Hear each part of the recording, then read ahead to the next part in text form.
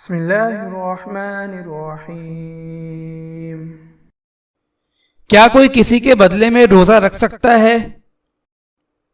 حضرت امام مالک سے مروی ہے کہ حضرت ابن عمر رضی اللہ تعالی عنہما سے پوچھا گیا کہ کیا کوئی کسی کی جانب سے روزہ رکھ سکتا ہے یا کسی کی جانب سے نماز پڑھ سکتا ہے؟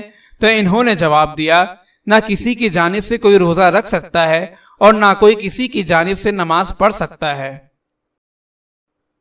فائدہ: اگر کسی کے روزے چھوٹ گئے ہوں اور اس شخص کا انتقال ہو جائے تو اس کی طرف سے کوئی دوسرا شخص روزہ نہیں رکھ سکتا۔ جس پر روزہ لازم ہے صرف وہی روزہ رکھ سکتا ہے، لیکن چونکہ اس شخص کا انتقال ہو گیا ہے اس لیے اس کی طرف سے کوئی دوسرا شخص روزے کا فدیہ دے سکتا ہے۔ اگر آپ اس صدقہ جاریہ میں شامل ہونا چاہتے ہیں تو چینل کو سبسکرائب کریں اور لائک اور شیئر کرنا نہ بھولیں۔ جزاک اللہ خیرا۔